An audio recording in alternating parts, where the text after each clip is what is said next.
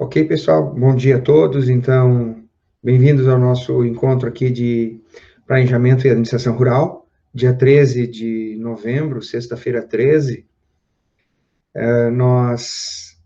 Eu vou passar alguns avisos para vocês, né? Eu tenho registrado aqui, anotado os presentes, agora entrou mais um aluno, chegou o Vladimir, e está abrindo um portão aqui no vizinho.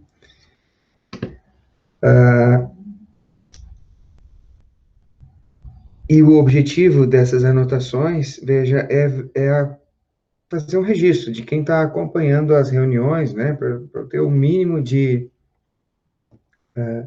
noção de como que está o andamento aí da participação dos estudantes.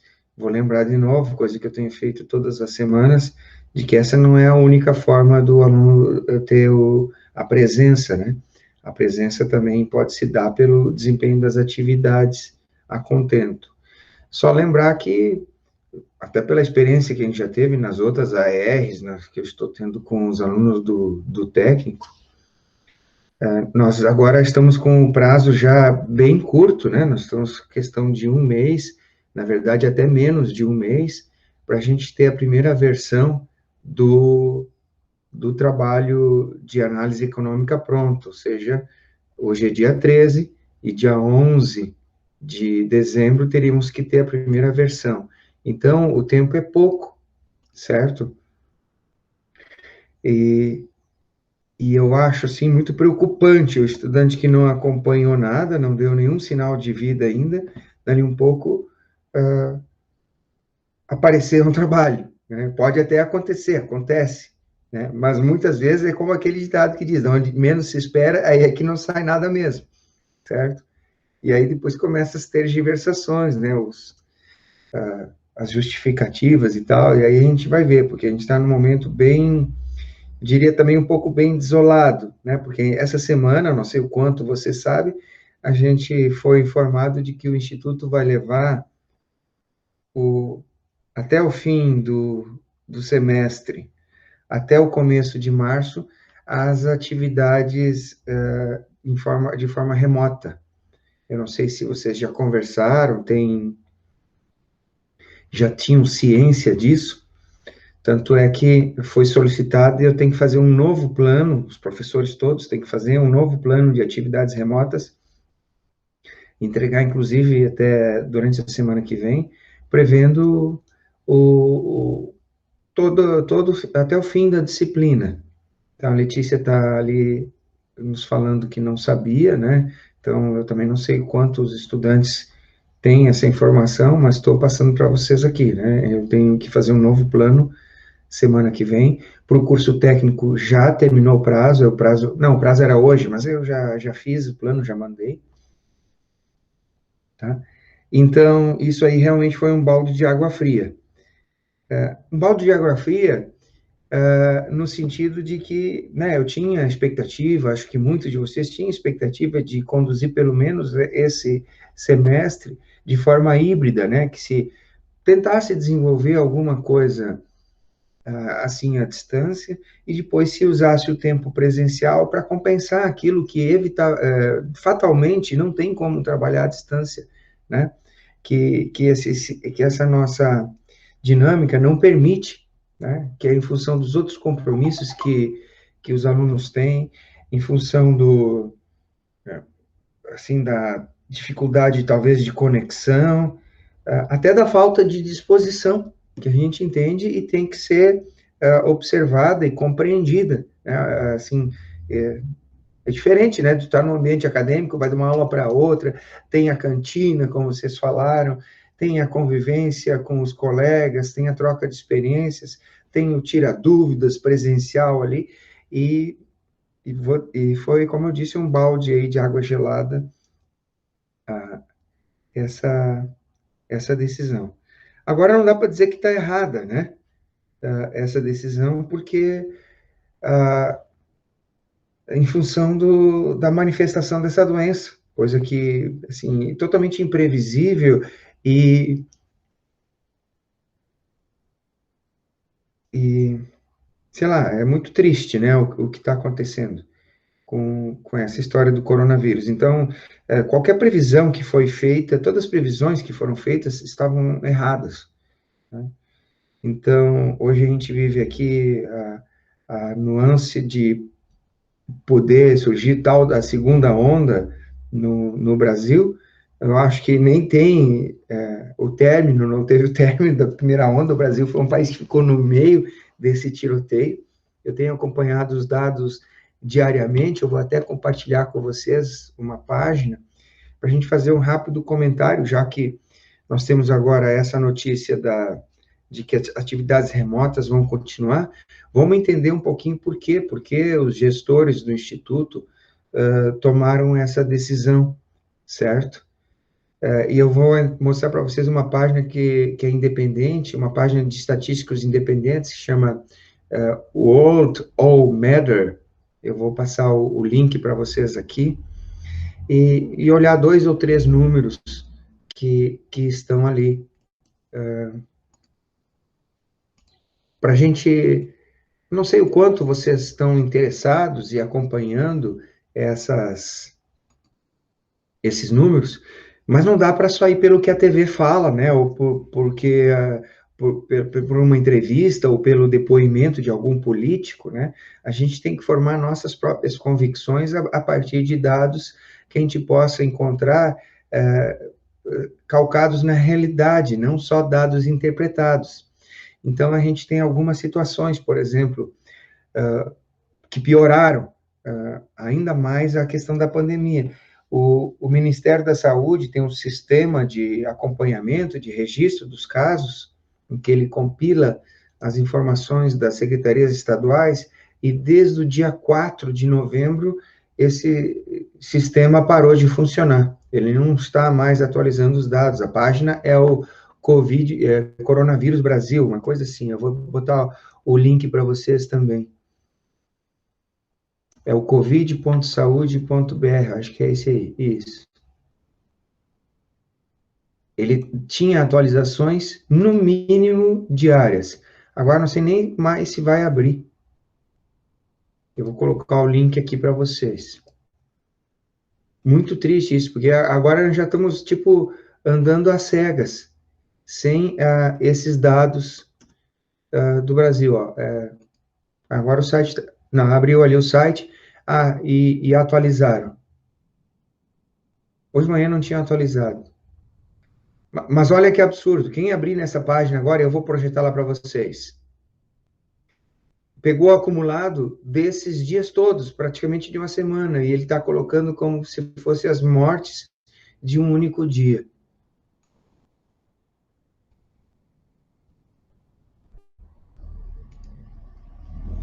Está aparecendo a página do Coronavírus Brasil, pessoal? Alguém me fala aí, por favor, no microfone. Não.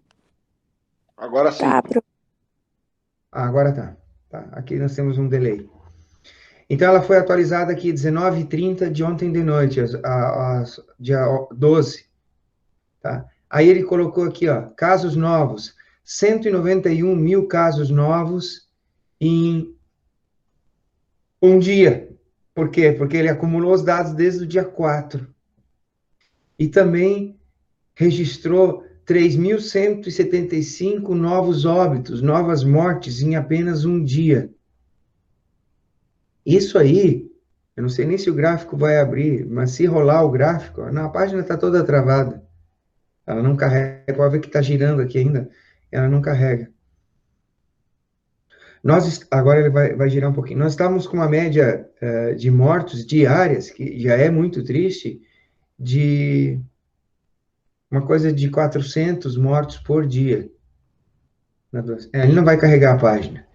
Então, imagine o estrago que faz um dado desse. Eu vou fechar essa página do Coronavírus Brasil e vou para a estatística internacional. Vamos ver se essa aqui está abrindo para vocês. O site chama esse aqui, ó, World All Matter. Mudou a página aí, pessoal? sim. Mudou. Tá. Ó, aqui tem o total de casos, tá? Assim, ó, são mais de 50 milhões de casos no mundo, são acompanhados mais de 200 países. Na verdade, todos os países, nações, territórios independentes, eles monitoram através desse site, tá? Então, mais de 1.300.000 mortes. Vamos dar uma olhadinha nos gráficos, ó. Eles não estão muito bonitos aqui, vocês, quem entrar na página pode editar, eu deixei o link aí para vocês.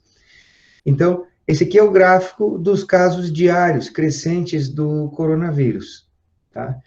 Então, nem dá para dizer que é uma questão de segunda onda, ó, porque ela tem sido crescente, né? Não teve nenhum momento, e aqui a questão dos casos, não nenhum momento em que ele arrefeceu, que ele deu uma diminuída, né?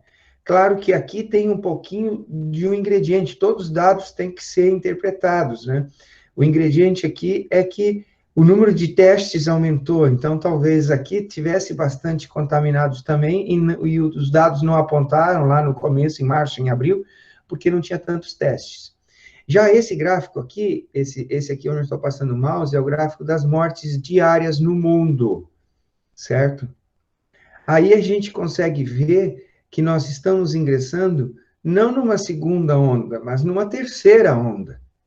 Aqui não depende de testes nem nada, depende de confirmação de óbito. Claro que isso ainda tem um ingrediente de discussão, que é o seguinte, da pessoa morrer de Covid ou morrer com o Covid. Estão entendendo a diferença? Porque a pessoa pode já ter outras doenças, já está lá muito mal, pegar o Covid e falecer.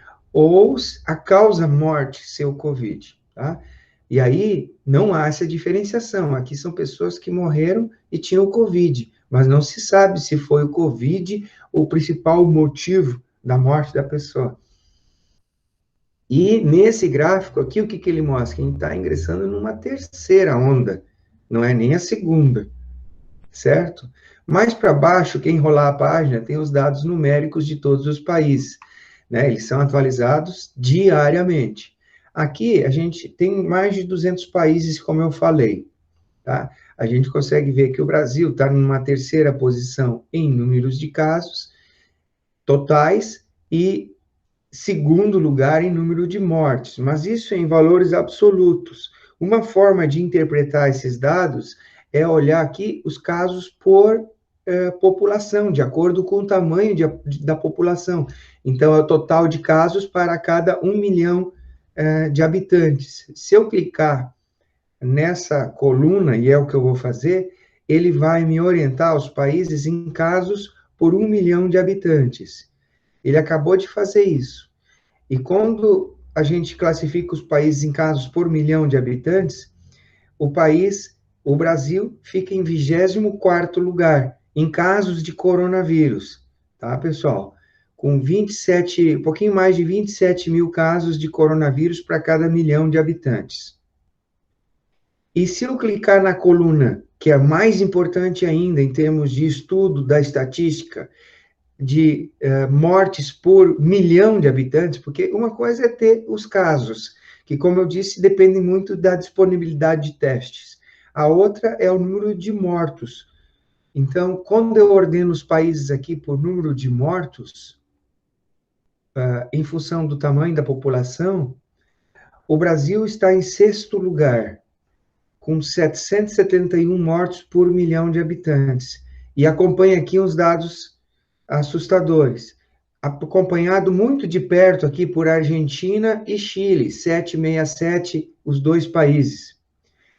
E lá, essa doença está em expansão mais acelerada nesses dois países do que no Brasil. Isso significa o seguinte, que entre hoje e amanhã, Chile e Argentina vão passar o Brasil, tá? Faço esse exercício, deixo como tarefa para vocês, acompanhem esses dados e vocês vão ver que o Brasil vai ser ultrapassado, infelizmente, que a gente não gostaria que tivesse acontecendo mortes em nenhum país, mas vai ser ultrapassado pelos nossos vizinhos aqui, certo? E por último, eu vou clicar num dos países aqui, para a gente ter uma ideia do que é essa segunda onda, tá? Eu vou clicar na Itália, porque a Itália é um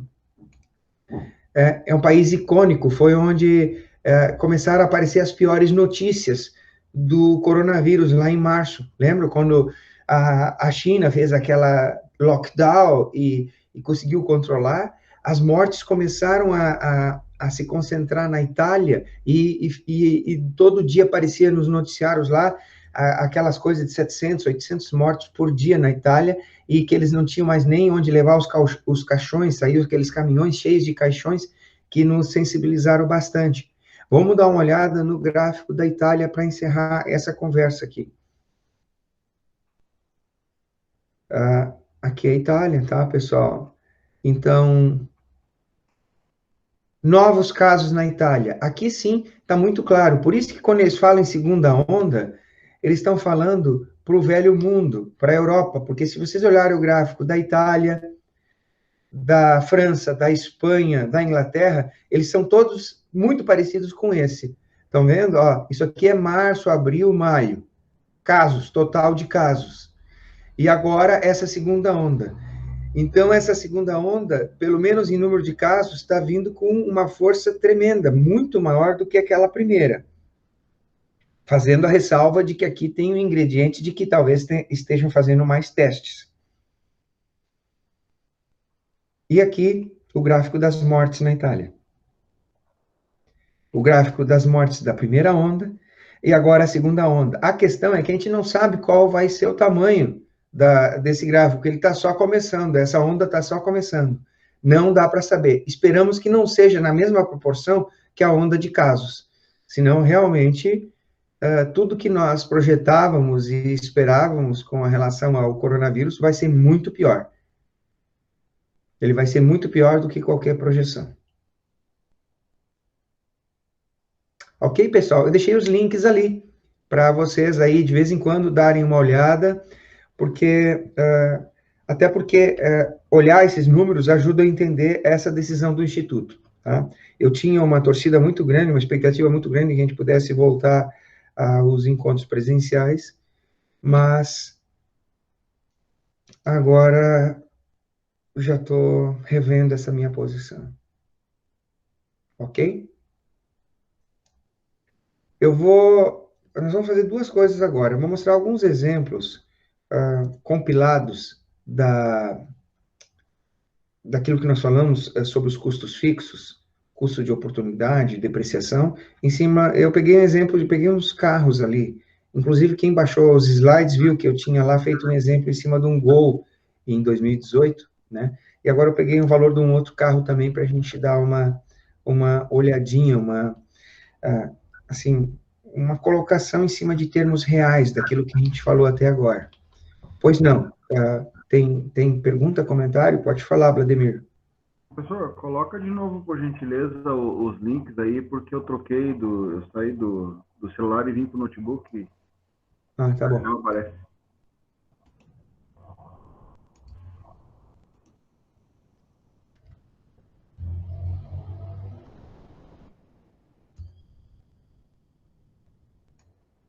Esse aí é da estatística mundial, né?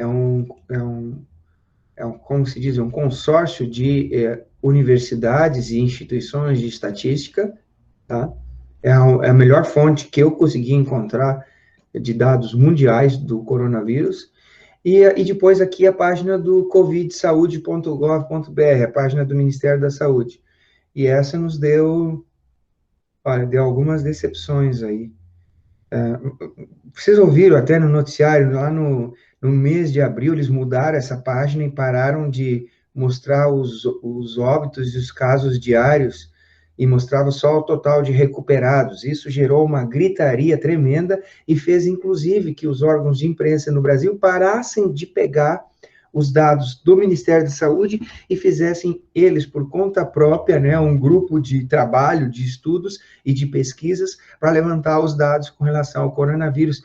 Quem acompanha noticiário agora sabe que eles sempre divulgam lá que os dados são do consórcio de imprensa, da Folha, do Estadão, da Globo, não sei o quê, né, da Veja, e não mais do Ministério da Saúde, já desde abril, por causa dessas mudanças no site. Certo? Depois eles voltaram um pouco atrás e agora teve esse problema que eles dizem que é por causa de invasão hacker ou de vírus no computador. Sim, é que Ok? Pois não? a ideia inicial, a ideia quando surgiu essa situação de colocar, não colocar, Os mortos? diariamente um de morte era não criar pânico, né? Sim. Verdade. Pode ter uma boa intenção, né, por trás, mas veja, hoje em dia, com acesso à informação, fica duvidoso, pode ser um tiro no pé, como se diz, né? Tu tentar monitorar, controlar ou uma informação, hoje é difícil, é difícil. É que estavam lançando os dados por hora, né? Sim. Aí se criava aquele pânico. Aí o Ministério da Saúde resolveu colocar no final do dia, só no final do dia, né? Agora eu não sei porque que eles não estão atualizando diariamente, né? Não, estavam atualizando, estavam até o dia 4. Aí o alegado foi, vocês devem ter acompanhado os noticiários, não foi só no Ministério da Saúde que teve um ataque hacker, foi em várias outras instituições. Inclusive, eu recebi aqui no Instituto um e-mail alertando com relação à possibilidade, tem um nome esse negócio que eles invadem e criptografam todas as informações do teu computador e depois pedem resgate, né? Então, está tendo ataques desse tipo, eu entendo, né? E também entendo que o mundo não é perfeito, né? Por mais que as pessoas se esforcem, sejam competentes, a gente falha, né? Então, pode ter erros.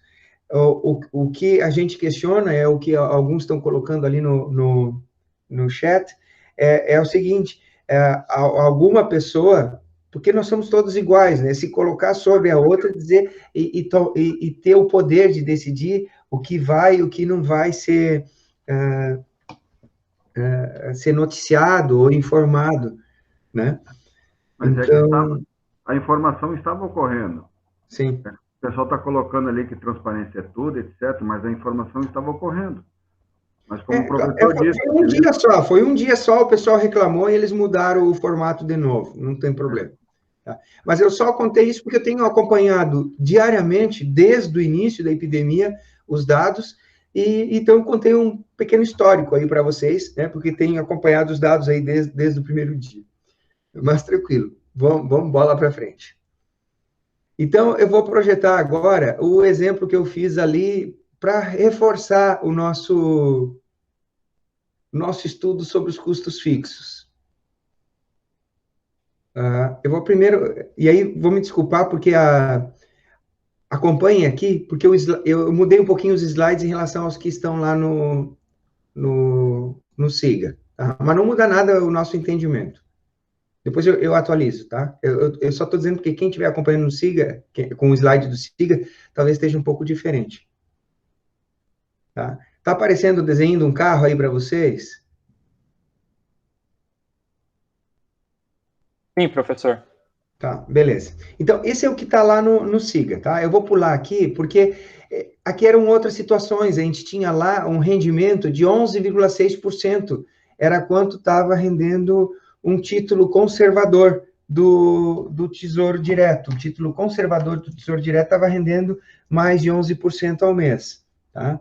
Então, essa não é mais uma realidade. Aí eu peguei um outro carro, um carro que foi lançado agora recentemente, esse aqui, tá? É só para exemplo do nosso cálculo, tá, pessoal? Não é propaganda do carro nem nada. Pelo contrário, eu acho que quem faz as contas na ponta do lápis vai pensar 2 ou 3 vezes antes de comprar o carro. Ele vai realmente fazer uma avaliação mais detalhada, minuciosa, sobre a necessidade, a vantagem de adquirir o carro, tá? Então, esse aqui não é o mais barato, mas é um dos carros mais baratos do Brasil, tá bom? Onix Joy. Preço dele, o preço que eu consultei ontem, 56 mil, tá? É um preço médio. Claro que quem vai na concessionária sabe que eles vão tentar empurrar alguma coisa e tal para ficar mais caro. Tá ok? Então, me desculpe aqui a poluição do slide, mas nós vamos em partes aqui, tá? Nós vamos elencar os custos fixos do que a gente conversou até agora em relação a esse Onix, tá? Primeiro deles, o custo de oportunidade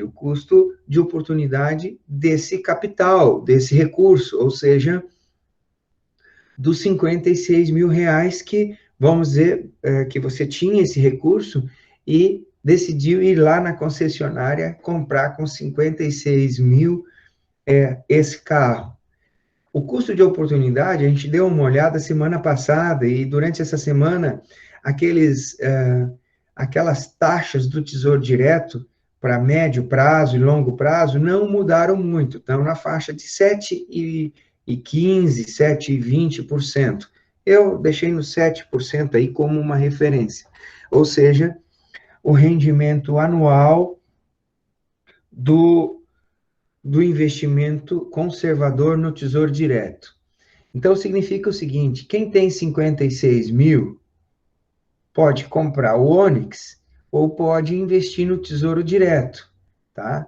E no final de um ano, porque aqui eu estou fazendo o custo fixo de um ano, esse 56 mil teria rendido R$ 3.920, certo?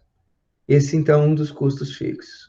Outro custo, a depreciação. O carro, mesmo que você deixe na garagem, você sabe que ele vai desvalorizar, certo?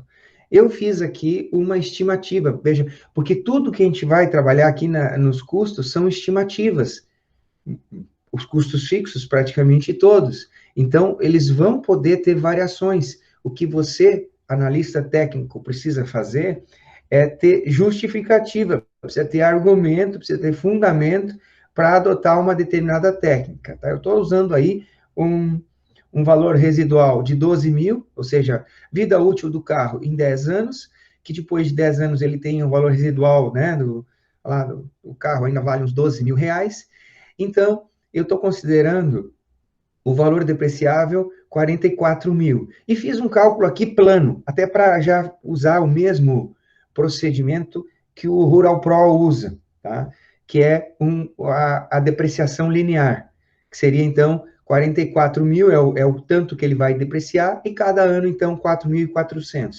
A gente sabe que, na prática, não é isso que acontece. Até vou pular um slide e vou mostrar aqui, por exemplo, desse site aqui, Carros na Web, que é um site que faz... do ramo automobilístico, né? Ele faz consumidores, mas também faz avaliamento das tecnologias, avaliação dos consumidores, mas também faz a avaliação do preço e da depreciação do carro. Aqui eu estou fazendo a depreciação do Onix 1.4, não é o mesmo 1.0 ali do desenho, tá? Porque aquele foi uma versão que mudou, então eu não tenho histórico de depreciação dele, tá? Eu tinha que pegar um outro carro para fazer um histórico de depreciação. Então, eu consegui aqui do Onix 1.4, que em 2017 era vendido por 51.600, então eu tenho um histórico de depreciação dele aqui em 3 anos, sendo que o ano de 2020 nem terminou ainda, certo? Mas eu já tenho a depreciação calculada parcial no ano de 2020. E aí, quando a gente encontra isso aqui já não é mais uma estimativa, tá, pessoal? Aqui é a depreciação real que foi avaliada, acompanhada no mercado. E aí é o mercado que comanda, é o mercado que dita o que que aconteceu com o mercado. Então, com o mercado desse automóvel. Então, o que aconteceu aí?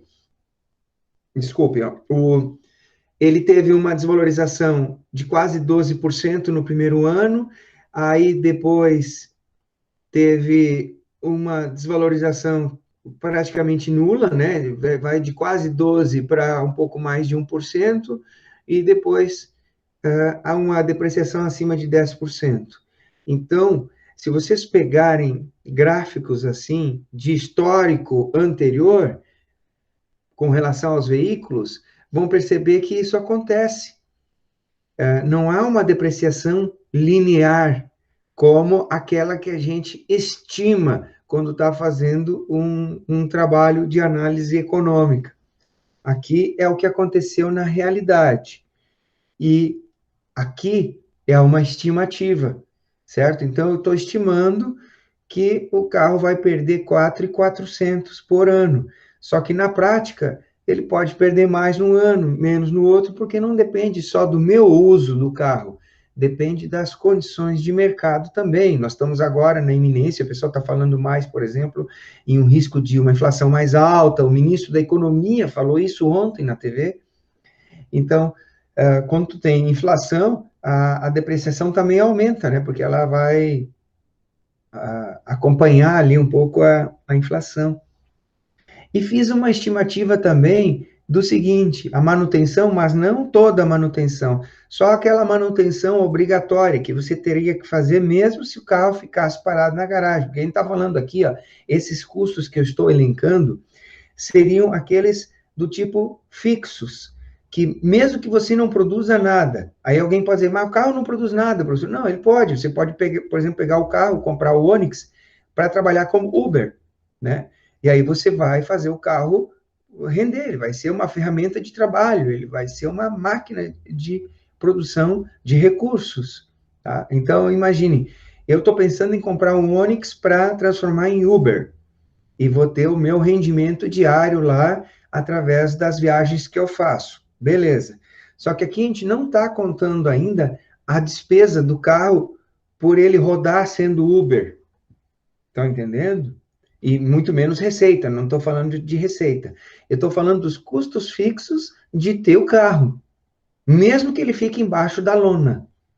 Ele não está rodando ainda como Uber, certo? E por que eu estou falando do carro e não de uma colheitadeira, por exemplo, ou de qualquer outra máquina, uma plantadeira, né, uma roçadeira, qualquer outra máquina na agricultura? Poderia estar fazendo, só que aqui fica mais fácil, né, da gente compreender. Eu gosto desse exemplo porque ele fica mais didático.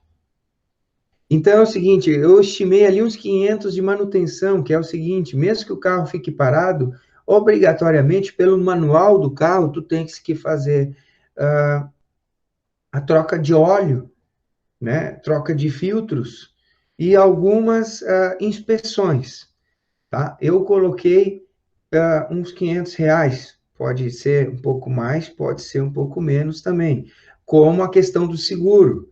O seguro, quando tu tem um bem de R$ 56 mil, principalmente numa condição tipo a nossa, do nosso país, onde é muito inseguro, nós temos um problema grave de segurança no país, é muito arriscado tu ter um carro novo e não ter medidas de proteção, né? Uma medida é fazer um seguro, tá? O seguro não é exatamente 2.000, depende do motorista, né? Da idade do motorista. Por exemplo, eu já pagaria menos o valor de seguro, os meus amigos ali, Vladimir e Antônio, pagariam um pouco menos, porque nós estamos numa idade de maior maturidade, né? E aí eles entendem, as seguradoras entendem que são pessoas que vão gerar menos risco em termos de seguro, e o seguro é mais barato para uma pessoa de uma idade mais madura do que para um jovem, por exemplo. Depende do lugar aonde o carro é emplacado, depende de um monte de coisas. Então, o valor do seguro desse Onix vai desde uns 1.600 até uns 4.000 e poucos reais, dependendo do lugar. Então, eu joguei um seguro médio ali, tá? Mas mesmo que o carro vai ficar na garagem, tem que fazer seguro, não tem? Porque eu tenho colegas de trabalho que o carro foi roubado da garagem de casa, tá? Então, não é que me contaram o que eu ouvi falar, tá? Eu tenho um colega que pegava a van de manhã comigo e que um dia de manhã embarcou na van e disse, essa noite roubaram meu carro da garagem de casa, tá? Então, essa é a realidade do Brasil. Aí, aqui em Sombrio, tá? Cidade maior, fica pior. E também impostos. No mínimo, você vai pagar o IPVA do primeiro ano, né? Se comprar lá em janeiro, ele vai pagar o IPVA cheio. IPVA é proporcional no primeiro ano, mas tu paga IPVA até no primeiro ano do carro, tá? Então, eu coloquei aqui o IPVA de Santa Catarina, tá? Que é 2%. Se for no Rio Grande do Sul, muitos de vocês estão no Rio Grande do Sul, não estão? Aí bota mais uns R$ 600 aí, tá? Esse Joy vai pagar 1.120 se for em Santa Catarina. Se for no Rio Grande do Sul, vai pagar 1.700, 1.800. Então, o imposto é maior se for em outro estado aí, tá? No Rio Grande do Sul, aumenta em 1%. Então, veja, eu tenho que pagar seguro, imposto e manutenção, mesmo se o carro não rodar, tá? Não fiz nenhuma viagem de Uber, e aí, ainda assim, eu tenho uma despesa fixa no primeiro ano, média, né? De 3.620.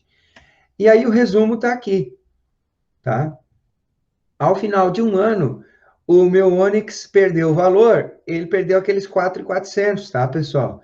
Então, no final de um ano, o Onix vale 51.600, tá? Estimativa de depreciação.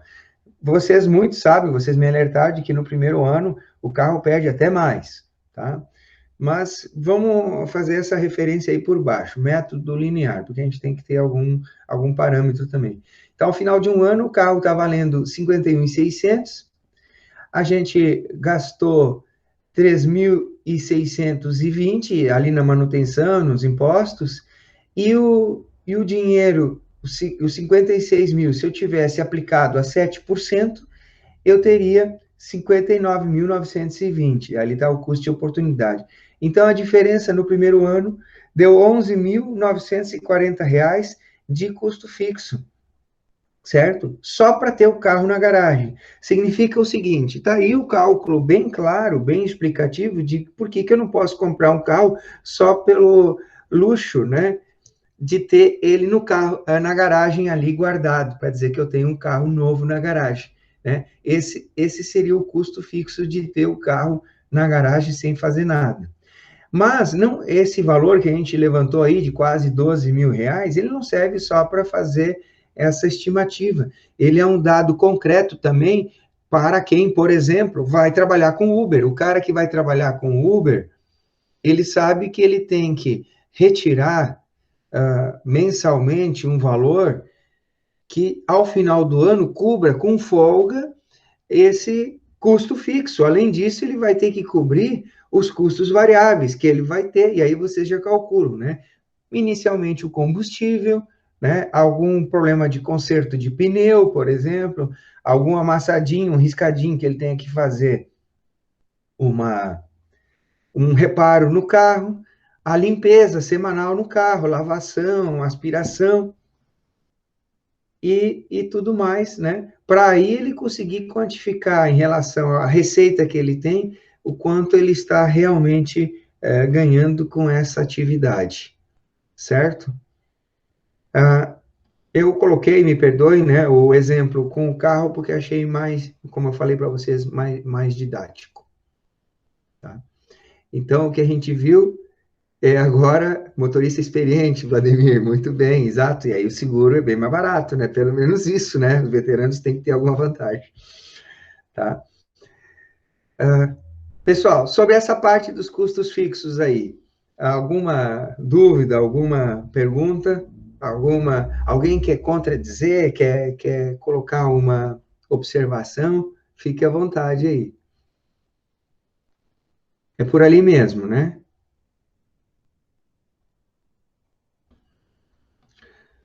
O que nós vamos fazer agora, pessoal? Nós vamos dar uma olhadinha no programa Rural Pro, tá? É o seguinte, antes até de abrir o Rural Pro, eu queria saber o seguinte, se tem mais algum grupo que se formou e que escolheu o assunto, porque, na boa, eu tô com a tabela aqui da disciplina aberta, e eu tenho que metade dos alunos até agora se pronunciaram com relação ao grupo em que estão e o assunto que vão trabalhar. E como eu disse, pessoal, agora nós temos menos de um mês para ter uma primeira versão desse trabalho. E estou começando a ficar preocupado. Não com vocês que acompanham aqui semanalmente, mas com aqueles que a gente não tem notícia. Certo? Então, não tem nenhuma notícia nova aí. Algum aluno que pode me informar um grupo que está e o assunto que vai trabalhar. Por exemplo, eu tenho um grupo que não tem o assunto ainda, né? O grupo do Cristiano Andrade, da Larissa Flores e Paula Soares, mas nenhum dos três está aqui agora, né, para me dizer qual é o assunto que vão trabalhar. Esse, pelo menos, eles me informaram que são um grupo, mas não tem o assunto. E dos demais, vocês não têm mais nada para me informar, para eu poder registrar ali. Não. Pelo jeito, não. E com relação ao curso de planejamento estratégico, eu tenho 3 alunos que já mandaram o certificado. Vou avisar vocês que tudo bem, eu recebi, não tem problema nenhum, né? Mas tem que ter um tempo hábil aí para fazer o trabalho, tá? Então, não façam correndo, tentem aproveitar ao máximo que a gente pode aprender com o material do curso que está lá, tá? Tentem aproveitar da melhor forma possível o curso. E claro, e você sabe, esse é um dos motivos por vocês estarem fazendo esse trabalho fora do horário da disciplina também, que nossos encontros são mais curtos. Esse não é o único motivo, mas é um deles, né? O outro é porque ninguém tem paciência de ficar muito tempo aí nessas reuniões virtuais, e muito menos assistindo os vídeos depois das reuniões, tá? Então, elas não podem ser muito extensas. Vamos falar sobre o Rural Pro, então. Antes de eu abrir o Rural Pro, eu fiz um exercício aqui, acho que vai funcionar. Eu queria falar do roteirinho que eu fiz. O roteiro, lembrem, eu coloquei no Siga, mas não é um roteiro que foi feito para vocês fazerem esse trabalho, tá? Um roteiro, eu já expliquei, foi um roteiro para um curso rápido, né? Curso de qualificação que o Instituto trabalhou, e eu trabalhei uma parte do curso. E aí eu montei esse roteirinho para a gente fazer um exercício lá no curso, tá? E aí eu montei da minha parte, um manualzinho mais rápido do que o manual do Rural Pro, que é a sequência de alimentação. Então, primeiro você tem que cadastrar uma propriedade. Em segundo lugar, você tem que colocar a exploração, e aqui uma ressalva, coloca sempre 2 explorações, porque não vai ter uma propriedade que gasta todos os seus recursos, todo o seu capital, investe tudo que tem, numa única exploração. Tu vai ter que colocar uma segunda exploração, nem que essa segunda exploração a gente chame de resto da propriedade, tá? Depois, tendo colocado as 2 explorações, a gente vai para o inventário das benfeitorias e das máquinas, principalmente. O estoque não é necessário, tá? Mas benfeitorias e máquinas, porque a partir aí dessa alimentação do programa é que ele vai fazer o cálculo dos custos fixos de depreciação. E depois nós vamos para os custos variáveis, nós vamos criar contas de receita e criar contas de despesas, e depois alimentar a conta de receita e a conta de despesa. E quando tiver feito isso, nós vamos gerar as análises, tá? Então, eu vou abrir o Rural Pro e vamos fazer isso, ok? Então, vou tentar agora projetar, eu vou pedir auxílio de vocês para que me avisem no microfone, porque minha tela vai estar tomada agora pelo Rural Pro. Eu descobri que ele só funciona, só mostra para vocês se eu usar ele em tela cheia, tá? Só tela cheia. Eu vou tentar fazer isso agora.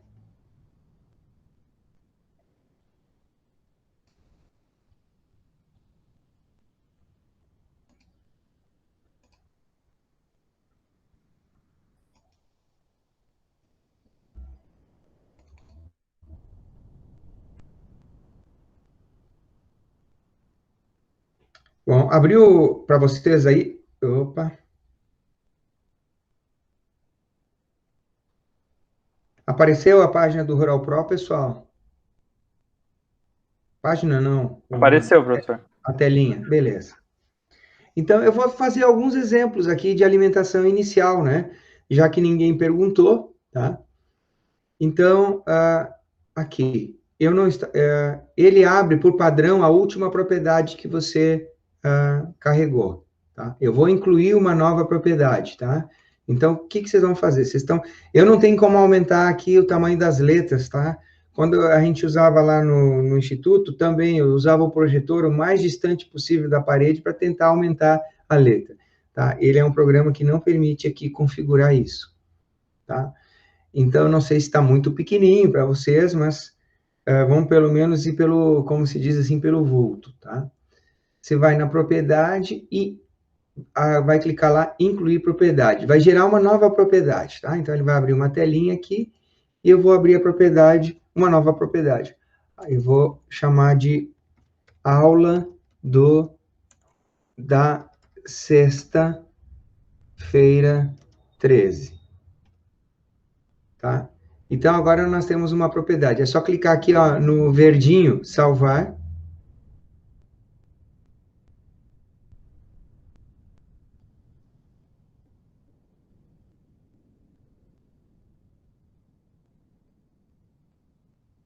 E aí eu clico lá, selecionar a propriedade. Tá passando um caminhão aqui na rua.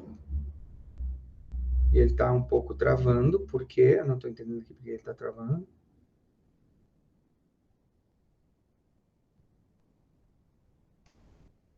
Pronto, cliquei 2 vezes, agora eu estou na propriedade aula da sexta-feira 13.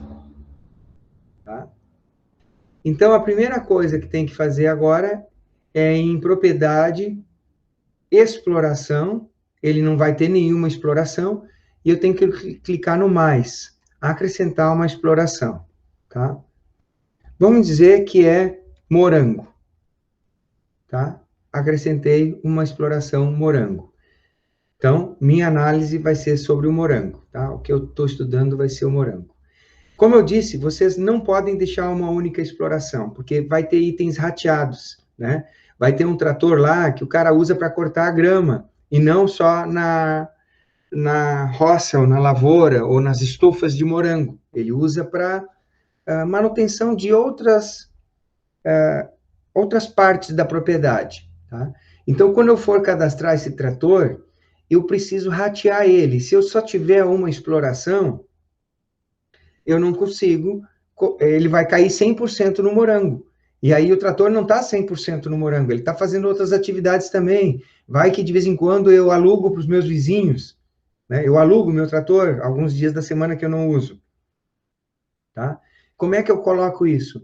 Eu tenho que ratear, eu tenho que colocar o trator e aí vale as outras máquinas e todas as benfeitorias, só na proporção em que eles são dedicados para a exploração que eu estou estudando. Então, eu tenho que acrescentar, no mínimo, uma outra exploração. E minha sugestão para vocês, para facilitar esse trabalho, eu chamo de restante da propriedade. Que aí eu jogo tudo lá. Tudo que não for para o morango, eu jogo lá. Agora eu tenho 2 explorações, ó, o morango e o restante da propriedade. Certo? Eu vou jogar no morango tudo que for relativo ao morango, e o que não for do morango, não importa se é corte de grama, se eu planto couve-flor, que eu crio galinha, não importa. O que não for morango, eu jogo lá no restante da propriedade. E isso eu estou falando para vocês no sentido desse exercício que a gente está fazendo, tá? Porque se você estiver fazendo o acompanhamento de uma propriedade como um todo, né, ajudando lá, fazendo a assistência técnica para um determinado agricultor, aí talvez tu tenha que colocar, sim, todas as explorações, para mapear todas elas certinho, e depois poder ter uma análise, né, um gráfico bem apurada de como que estão as atividades que a propriedade está desempenhando, e quais as que estão necessitando aporte técnico, melhorias, e quais as que estão dando lucro e precisam, de repente, aumentar a sua exploração, né? Podem receber mais investimento porque tem sido o carro-chefe ou uma maior lucratividade da propriedade. Desculpa ali que tocou o celular, por isso eu acabei desconcentrando aqui, tá? Depois das explorações, aí nós vamos para o inventário, tá? No inventário, você pode cadastrar a terra nua, né? Você pode cadastrar se a tua cultura for uma cultura permanente, aqui você vai avaliar no trabalho, mas o campo mais utilizado vai ser esse aqui, ó, construções e benfeitorias. Aí eu vou colocar ali, ó, construções e benfeitorias e vou acrescentar, tá? Então, por exemplo, eu vou acrescentar, ele pede qual é a exploração, se é um item rateado, se é para o morango ou se é para o restante da propriedade. Vamos começar com o item rateado, tá?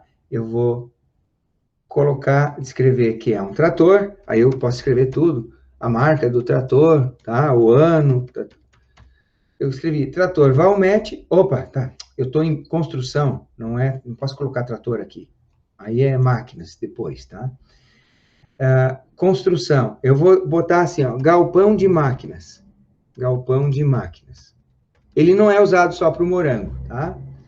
Então, eu coloco a data que o galpão foi construído, vamos dizer que foi em 2015. Tá? Eu coloco lá 4 de novembro de 2015. Aí eu vou colocar o tamanho, vamos dizer que ele tem 200 metros quadrados, tá? Aí eu tenho que, metros quadrados, eu vou colocar M2 aqui, tá? Eu tenho que colocar o valor, se eu só sei o valor total, eu vou ter que fazer o cálculo, aqui tem um probleminha do programa, tá? Mas vamos dizer que esse galpão me vale 10 mil reais, ele não deixa eu colocar, tá? Ele não deixa eu colocar. Eu tenho que colocar o valor unitário do metro quadrado. Probleminha do programa, tá? Mas não tem problema, tá? Eu vou colocar que a vida útil é de 20 anos, temos que colocar para ele calcular, e eu acho que já é o suficiente.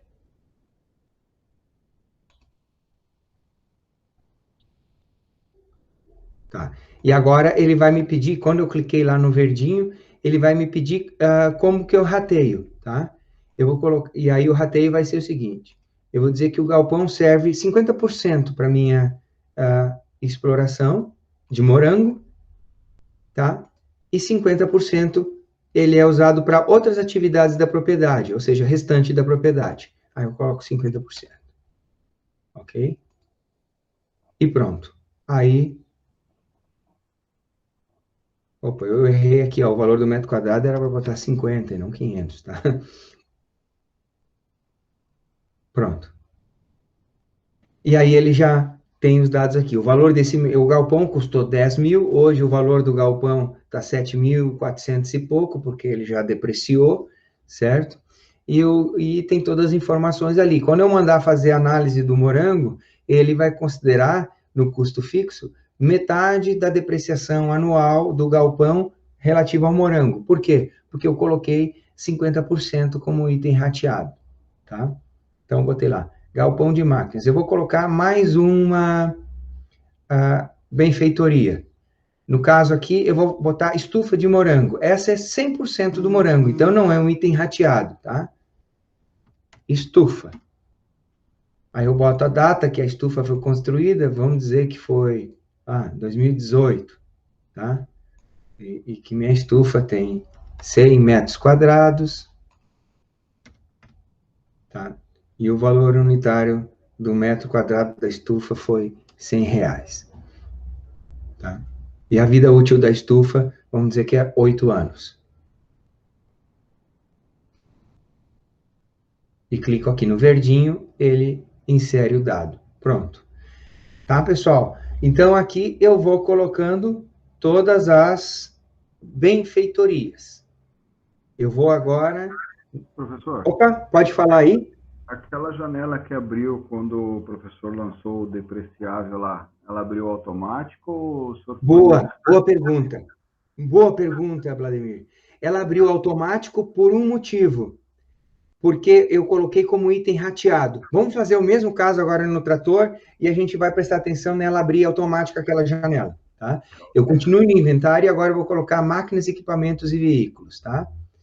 Aí, vou acrescentar o trator agora e vou colocar que ele é um item rateado, como no exemplo que eu quis dizer ali, ó, item rateado, que o trator não é usado só para o morango. Eu alugo o trator durante a semana para os meus vizinhos também, tá? Então, vamos dizer que eu comprei o trator, já tem algum tempo, que meu trator é ano 2012, tá? Que pagou 50 mil reais, e que o valor residual e que a vida útil é 20 anos, vamos colocar 20 anos, tá? E ele já automatiza como 10% o valor residual. Se você quiser mudar isso, você pode colocar também, tá? Quando eu clicar no verdinho agora, é que vai acontecer isso que o Vladimir chamou a atenção para nós, tá? Ele vai pedir como que é o rateio do trator, tá? Ó, abriu sozinho, tá? E agora abriu essa janela que chama divisão da exploração em porcentagem. Então, eu vou colocar ali que ele é usado para o morango, só 20% do tempo no morango, tá? E 80% ele é usado para cortar a grama, aluguel, outros usos, tá? Então, ficou assim, ó.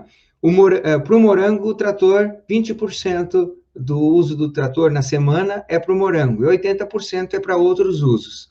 Aí, clico lá em OK, pronto, tá? Agora está aqui o trator na propriedade, o dia que ele foi adquirido, o valor de aquisição, o valor residual, a vida útil, e aí ele já me diz aqui quanto que está sendo depreciado, qual é o valor atual do trator. Isso agora, nesse momento, não tem importância.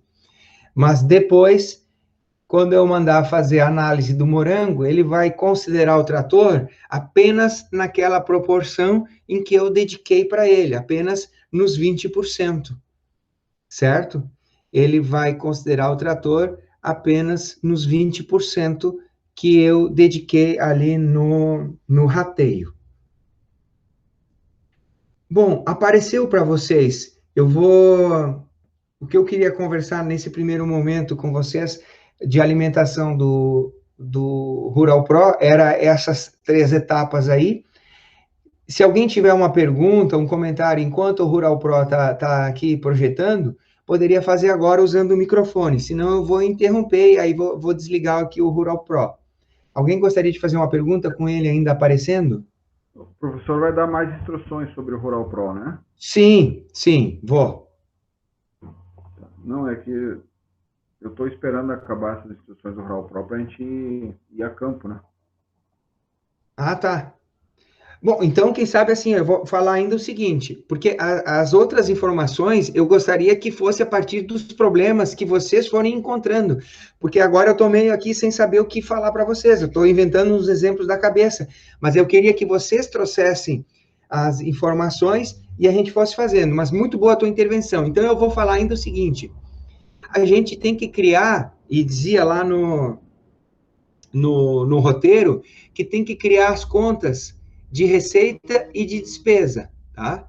Então, a conta de receita é muito fácil. Por exemplo, olha lá, a conta de receita, você vai colocar lá a exploração, morango, tá? E qual é a conta? Geralmente vai ser uma conta só, que tipo, venda de morangos. Morangos in natura. Tá. Se tiver alguma outra entrada, pode colocar. O que mais eu posso? Venda de mudas. Eu vendo umas mudas também. Se bem que quem produz morango sabe que produzir morango é uma coisa, produzir muda de morango é uma atividade totalmente diferente, tá? Mas vamos dizer o seguinte, que os meus morangos lá na estufa, eles dão uns baracinhos, tá? E eles dão mesmo, né? Uns estolões. E esses estolões, por brincadeira, vamos dizer assim, eu fui colocando eles num canteiro que eu tinha perto ali, junto das estufas. E, por um acaso, um dia apareceu alguém querendo comprar muda e eu coloquei essa muda num vasinho. E o cara pagou 10 pila para mim. Pagou por aquela muda no vasinho. Então, isso começou a gerar uma nova fonte de renda. Então, eu coloco lá como uma nova fonte, venda de mudas. Tá? Uma coisa inusitada. Na verdade, quem trabalha com morango sabe que não é, tá? Mas eu só estou botando como exemplo. Então, eu criei 2 contas de receita. Venda de mudas e venda de morango.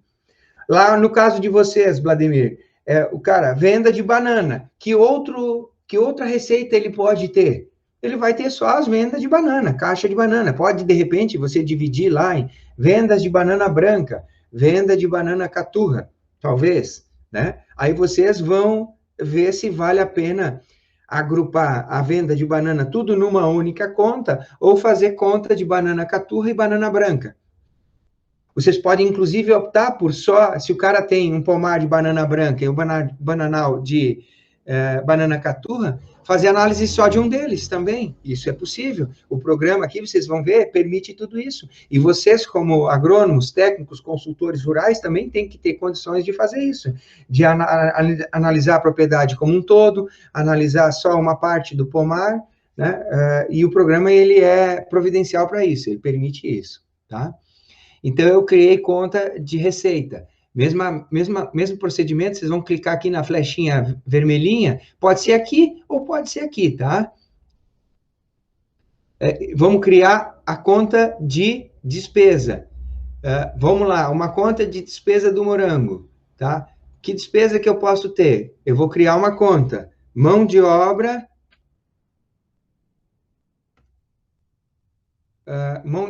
por hora. Diarista. Mão de obra diarista, tá? Criei aqui a conta mão de obra diarista. Contrato pessoas por dia para trabalhar no meu morango. Que outra? Vou criar mais uma despesa. Aqui. Despesa com gasolina. Que eu vou ter um carro, eu tenho que cadastrar o carro também, tá? Posso botar despesa com diesel. Ou, se eu quiser, eu agrupo, faço um grupo combustíveis. Aí, todas as notas de combustíveis eu jogo lá. Se eu quiser ter um extrato, saber quanto eu gasto de diesel, quanto de gasolina separado, tu coloca separado aqui, tá? Mesma coisa, por exemplo, vamos lá, agrotóxicos, tá? Eu posso criar uma conta agrotóxicos e colocar todos os defensivos ali. Ou eu posso criar uma conta inseticidas e colocar só os inseticidas. Ou eu posso criar, né, uma conta fungicidas e colocar os fungicidas. Ou eu posso colocar cada produto, tá? Conta. Eu posso botar assim, ó, inseticida, match, tá? Eu colocar um por um. Não recomendo que faça desse jeito, tá? Eu recomendo que se coloque os agrotóxicos num pacote, agrotóxicos, que até vai ficar mais bonito lá na análise depois, senão fica uma coisa meio bagunçada, tá? E, se você achar conveniente, talvez colocar lá inseticidas, fungicidas, herbicidas, quiser separar dessa maneira. Essa é uma alternativa, tá? Então, eu colocaria assim, ó, agrotóxicos. E também combustíveis eu não faria daquele jeito que eu coloquei ali, eu só dei o exemplo de que o sistema permite, tá? E depois que tu criou as contas, opa, aqui ele me avisou que não está salvo, deseja salvá-las agora? Sim, salvei. É porque eu fui abrir um novo e acabei não cadastrando, então eu posso fechar sem salvar assim. Pronto. E aí eu vou dar um exemplo agora de despesa, vamos dizer que eu fui lá na agropecuária e comprei o inseticida, tá? Aí eu vou colocar, agora eu vou colocar uma despesa que eu tive, tá? Morango, a conta que eu tenho lá, agrotóxico, então eu comprei uma unidade, veja, se eu coloco só agrotóxico, ele não me permite colocar qual é o agrotóxico, certo? Porque eu estou na conta agrotóxicos genéricas, então a ideia aqui é que eu fizesse um pacote de todos os agrotóxicos. Mas vamos dizer que eu fui lá e comprei um, então, por R$90, tá? E a data foi no dia 13/11. Então, eu tive uma despesa com um agrotóxico no dia 13/11 de R$90. A data é importante porque ele vai calcular o custo de oportunidade do capital de custeio, do capital variável. No momento que eu desembolsei R$90 para comprar esse produto, vocês lembram? Eu poderia ter pego esses R$90 e ter comprado um título do Tesouro Direto. E a partir daí ele me render 7% ao ano. O programa vai te calcular isso, tá? Desde que eu alimente ele adequadamente. Tá? Então, eu fui aqui na criação de contas e adicionei a despesa. Não adicionei receita. Vamos aqui na conta de receita. Se eu quiser adicionar uma receita, eu escolho a exploração, morango, e a conta que eu tenho é venda de morango e venda de muda de morango. Então, eu vendi uma bandejinha de morango. Uma bandejinha de morango. Certo? E essa bandejinha me retornou R$20. dia 13, R$ 20, tá? Eu não vou cadastrar no programa cada bandeja que eu vendo, então o que que é importante? Vocês estão percebendo aí, que talvez o agricultor tenha que ter uma outra planilha para controlar, por exemplo, a venda diária de morangos, e quando eu vou usar o programa de gerenciamento, eu coloco a venda de morangos total, ou pelo menos a do mês ali, e não cada bandejinha que vendeu, senão o programa ele não vai ser útil, não vai ser prático utilizar ele, certo? Então, em alguns momentos, vocês vão agrupar as informações, tá? Agora sim, eu vou interrompendo, tá? Em algum momento, vocês vão agrupar as informações, como eu disse, combustíveis pode ser uma conta combustíveis, eu não preciso colocar lá álcool, gasolina, diesel. Agrotóxicos pode ser uma conta única, tá? Vocês, técnicos, agrônomos, é que vão decidir qual é o grau de detalhamento que cada conta tem que ter. Como é que você decide isso? Em função da realidade que você quer analisar, certo? Não tem como eu aqui, nesse nosso exemplo hipotético, falar para vocês, ó, se tem que colocar todos os agrotóxicos num único pacote. Depende do que estiver falando e depende do qual é o interesse. Por exemplo, se for só morango, talvez seja interessante pelo menos discriminar por inseticida, fungicida, esses dois grupos de agrotóxicos, inseticida e fungicida, para depois eu ter clareza de que eu estou gastando muito mais com fungicida do que inseticida, que inseticida não é um problema na minha base de custos. Tá, pessoal? Vamos ver ali a pergunta. Heloísa, item rateado quando eu posso dividir as opções, né, professor? Sim, Heloísa, eu diria mais do que quando você pode, é porque você deve dividir as opções. É aquilo que eu falei no começo. Dificilmente numa propriedade rural, todos os recursos estão sendo usados só para aquela exploração. Como a gente já conversou da outra vez, foi inclusive também a intervenção, pergunta do Vladimir, onde o cara mora na propriedade, a casa dele é ali, ele só explora morango ou só explora banana, mas ele mora ali dentro, a vida dele é aquilo. Aí é onde eu cheguei, que as despesas da propriedade, as despesas da família, de sobrevivência da família, não podem estar sendo jogadas lá no custo da banana. Por exemplo, a família tem um carro, beleza? Está acompanhando, Heloísa? A família tem um carro. E esse carro é usado tanto para ir na agropecuária, lá comprar o adubo, comprar o defensivo agrícola, como para o passeio de final de semana da família. Estão entendendo? Então, esse carro, eu não posso jogar toda a despesa do carro para a banana, porque o cara saiu no final de semana para passear com a família. Ele não pode sair para passear para final de semana com a família? Claro que pode, deve fazer isso. Tá? E o que o agrônomo que está fazendo a análise vai fazer? Ele vai ratear esse carro. Esse carro ele é usado tantos por cento para banana e tantos por cento para outros usos. Tá? Porque senão a família resolve fazer um final de semana lá num hotel, né, num resort, e tem uma despesa grande lá, dizendo, não, toda a despesa da família vai para a banana. Aí tu vai ver que o custo de produção do teu quilo de banana vai estar fora da realidade, certo? Eu não posso jogar a despesa da família no custo de produção da banana. Eu tenho que saber quanto que está custando produzir o quilo de banana. E se está dando lucro ou não. Claro que a gente quer que o custo seja o menor possível e o lucro o maior possível. E aí sim, com esse lucro, ele faz o que quiser. Compra um carro melhor, passeia final de semana para hotéis de luxo com a família. Que bom que ele possa fazer isso. Mas o nosso trabalho é conseguir mapear com detalhamento aonde que está as fontes de custos daquela atividade que a gente está acompanhando, tá? E aí, e é bom que ele tenha lucro. E aí, com lucro, ele faz o que quiser. Tá? Ele pode investir, pode gastar no hotel, pode comprar um carro melhor, o que ele quiser. Por isso que eu disse, não é só que você pode ratear, você deve ratear. Pois não, Vladimir, pode perguntar. Professor, nessa questão que o professor levantou aí do ser usado pela família.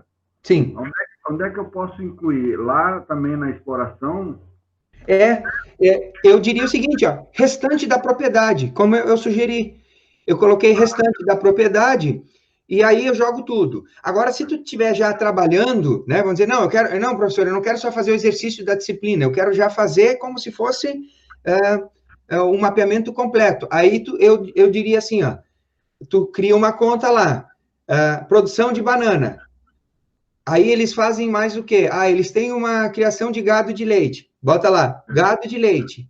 E aí tu tens que a família mora lá. Aí tu bota uma nova conta, ou uma nova exploração, despesas da família. Certo? Vamos imaginar uma pequena propriedade que o pessoal mora lá dentro, tem a casa, e aí tem banana e tem gado de leite. Aí tu cria essas 3 contas aí.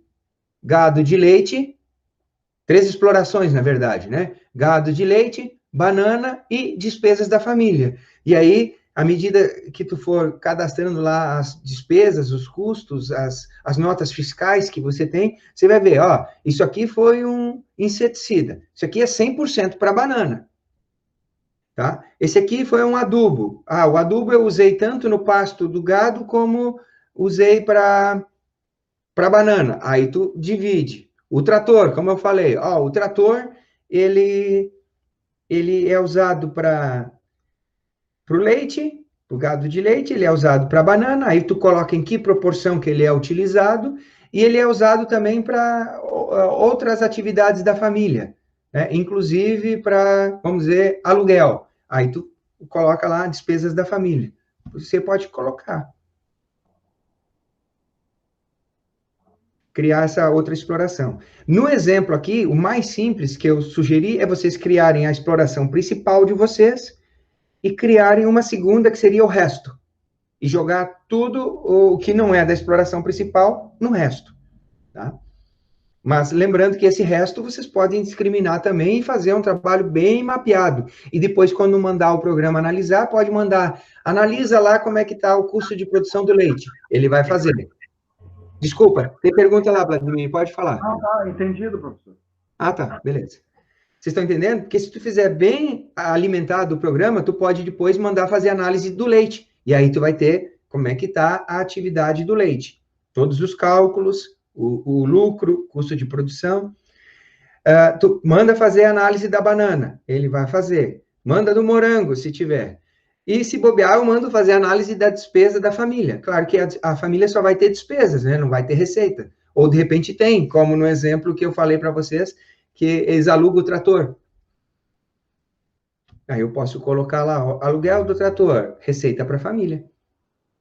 E aí, tu pode usar o programa, inclusive o programa Rural Pro, ele foi idealizado para a agricultura familiar, certo? E quando foi montado pela Emater, a Emater é uma instituição, principalmente lá no Distrito Federal, que é focada para a agricultura familiar. Então, quando ele foi projetado, idealizado, ele foi pensado em atender a agricultura familiar. Tanto é que ele tem uns campos aqui específicos para a agricultura familiar, para essa característica, tá? Mas ele pode ser usado para qualquer tipo de exploração agrícola e não só na exploração agrícola, porque o mecanismo que ele usa, os conceitos que ele usa, agora está tocando o telefone, eu não sei quem é que mais tem telefone fixo. Telefone fixo é só para o cara se incomodar, é só Moacir Franco e coisa ligando para a gente com propaganda. Isso que, coitado, já morreu, né, o Moacir Franco. Bom, o que eu ia dizendo, que o programa pode ser usado para apuração de custos e outras atividades, até de uma indústria. Como eu disse, a gente já usou ele aqui para mapear uma serraria, por exemplo, e funciona bem certinho. A serraria não é bem uma indústria, mas também não é agricultura familiar. Ok, pessoal? Então, agora, a gente chega num ponto que é o seguinte, eu precisaria da ajuda de vocês para a gente avançar no estudo. Eu precisaria que vocês trouxessem já os dados, tivessem perguntas, como as que vocês fizeram hoje, e aí eu posso ajudar mais, né? Preciso que vocês comecem a botar a mão na massa no trabalho, tá? Tanto é que eu nem sei semana que vem o que exatamente nós vamos trabalhar. Eu vou, claro, nós vamos deixar marcado aqui o nosso encontro, mas vou trazer algum tema para a gente trabalhar, avançar um pouco no conteúdo, mas dizer para vocês que, principalmente, se vocês tiverem lá perguntas e trouxerem os casos de vocês, vai ser dado preferência, né? Vou dar prioridade para atender as dúvidas e os exemplos que vocês trouxerem, ok? E claro, não só na semana que vem, mas nas semanas nos encontros que a gente vai ter ainda nesse mês de novembro, tá bom? Nesse sentido, então, eu termino a nossa conversa de hoje aqui. Fico aberto aí a comentários, opiniões, dúvidas que ainda tenho, né? E se não tiver alguma pergunta ou alguma intervenção de vocês, a gente vai se despedindo. Eu quero agradecer a atenção de vocês, o fato de vocês terem dedicado o tempo aí para a disciplina, tá? Sexta-feira 13, boa para todos. Valeu, Vladimir, muito bem lembrado. Bom final de semana para todos, continuem se cuidando e vamos acompanhar os dados do coronavírus aí e torcer para que o pior não se estabeleça. Tá bom, pessoal? Semana que vem a gente já vai ter o plano de toda a disciplina, tá? De toda a disciplina. Muito obrigado, Heloísa, a todos aí, um abraço. Mais uma vela no bolo hoje, o Vladimir está de aniversário, a gente não sabia, né? Mas então, fica aqui o nosso parabéns ao nosso colega Vladimir, que assim como hoje, venham muito mais velas, né? Muito mais aniversários, tenho certeza que é o desejo de todos os colegas aqui do curso de agronomia. Tá, Vladimir? Parabéns aí, um feliz aniversário. Obrigado, professor, muito obrigado aos companheiros, meus colegas. Que venham muitos aniversários ainda pela frente com muita saúde. Que legal. Aproveite bem. Tá, pessoal? E uma boa semana aí, com muita saúde. Continuem ajudando a família aí a cuidar para não pegar o corona, tá bom? Um abraço a todos, até semana que vem. Obrigado pela atenção. Tudo de bom.